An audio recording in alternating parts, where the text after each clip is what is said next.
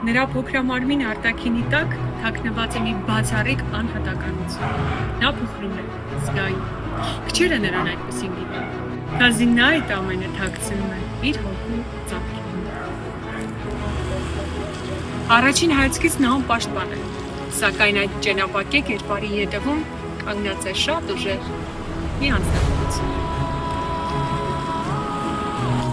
Նրա ժպիտի ետևում կա մի պայծառ թաղիծ, նրա հոգում կա մի անկյուն, որը ոչ բոլորին է թույլատրված մուտք գործել։ Իսկ եթե մուտք ես գործել, ապա դուրս գալը կլինի գրեթե անհնարին։ Նրա երակներում հոսում է իսկական մանկավարժի արյուն, իսկ նրա վարած դասը յուրաքանչյուր դաս ունի իր խորհուրդը։ Խստապահանջ, հայրենասեր, գործի նվիրյալ, ահա այսպես են բնութագրում մեր այսօրվա հոբելյարին՝ Կարինե Սողոմոնյանին։